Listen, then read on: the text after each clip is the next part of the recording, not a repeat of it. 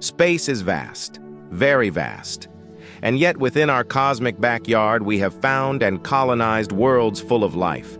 From the great discoveries of mid-third millennium to the birth of exohabitats, this is Trappist-1d, a home away from home. Trappist-1d, first colonized in the 28th century, is home to a single mega-ocean known as Absit Oceanus, home to a vast array of species, and the planet's single supercontinent, Absit Magna Terra. In the northeast of Absit Magna Terra, a forest dweller watches attentively. Just as on Earth, prey must be constantly aware of their surroundings. We used camouflage technology to avoid startling any wildlife in the area, including this tree-dwelling herbivore, an arbor glider. They must always be alert because here, you'll find a creature stranger than any predator on Earth. This is the terrifying Corniger interfectorum. While it cannot climb trees, it has the power to headbutt trees, causing prey to fall out. So it is paramount that the arbor gliders do not get caught. The 3,500-pound Corniger interfectorum approaches the trees. The arbor gliders can merely wait and stay as still as possible. Ultimately, the Corniger interfectorum retreats and moves on to explore other parts of the forest. The arbor gliders have lived to die another day. Now, from the forest to the water, there is one standout find that shocked the AI scientists back on Earth: the discovery of the Doler-Nandi-Long species, or Dolangis for short. This species turned out to have an intelligence level somewhere between that of a chimpanzee and a biological unenhanced human. With modern communications technology, contact was made in the 2790s. There is much about the Dolangis that differs sharply from Earth-based evolution, including the sheer variety of appearances members of the species take. Although this is not uncommon on Trappist-1d. Unlike with the other native species of this planet, rather than film the Dolangis from afar, we could sit down with a member of this fascinating species for an interview. Of course, we needed to use auto-translating technology of the interstellar kind to engage. In this case, we sat down, or rather swam down in our swimming gear with Erloti VII. Erloti VII is mayor for a 700-strong uplifted Dolangi community in the southwest of Absit Oceanus. Erloti VII, it is a great privilege to have this interview with you. Can I first ask, what are your impressions of the solar system civilization and the hybrid civilization being built here on your planet? Thank you for the interview, traveler from afar. I am supportive of the endeavors of your kind, as there are some parallels in our spirit. It can be an adventure toward greatness for all as a collective effort, enabling my kind to catch up and become great voyagers of the world built by the gods into the vastness of our cosmic realm. What are your thoughts of the anti-uplifting factions back in the solar system who believe my civilization should never have visited and certainly never meddled in another world? What do you think of those arguments? And do you in any way feel upset by the presence of my kind here? Enhancements I welcome. I understand in your stellar system there is great room for voices to speak arguments.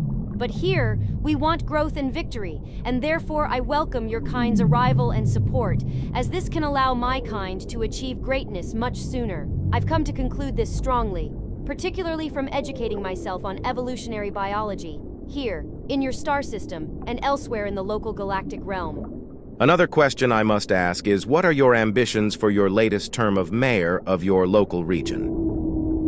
I know you are asking because you know my answer. I intend to end the mayoral position and become supreme leader. It is the way of my kind. The democracy theory is popular, although not unanimously approved in your star system. Take the utilitarians or People's Republic of China for some examples. Either way, as my kind gains greater home rule, I will ensure my kind's desired system is implemented within a prompt, drastic speed.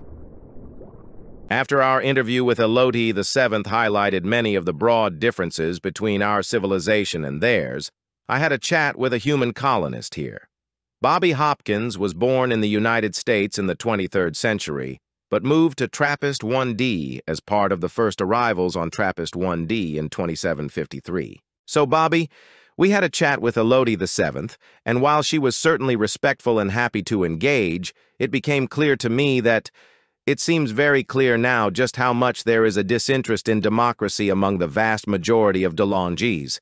So my concern is, while we have two societies existing here, the solar system colonists and the Dolangis, what if eventually they decide to fight us off and make us leave or worse, and pose an existential threat to the solar system centuries or even millennia from now?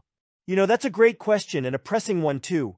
When we first arrived, we weren't concerned with these sorts of risks, but as time goes on, we're evolving and using AI as best as we can to plan ahead. And I believe the key to ensuring peace on Trappist-1d is to ensure a mutually beneficial existence and ultimately to respect their society. If they don't want a democracy, we shouldn't force it on them. The American Empire learned that the hard way in the late 2nd and early 3rd millennium, so we must not repeat the mistakes of the past, obviously.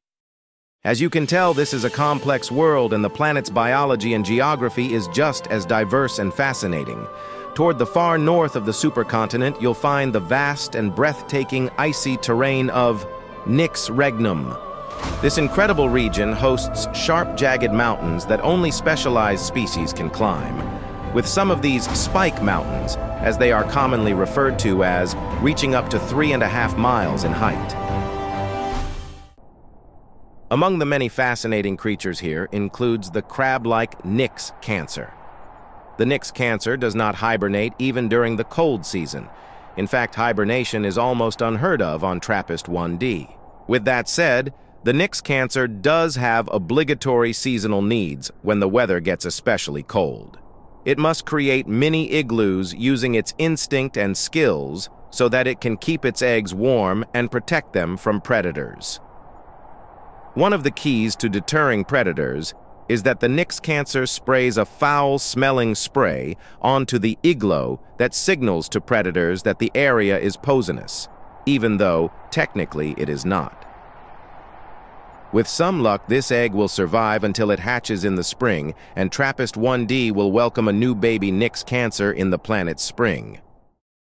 So, as you can tell, Trappist-1d is a complex, beautiful, and awe-inspiring exoplanet, and despite being present here for centuries, there is still so much to learn and discuss. Join us for a future episode where we look at Trappist-1d in more detail as our civilization's journey among the stars continues further. Till next time, goodbye and keep well, back in the solar system.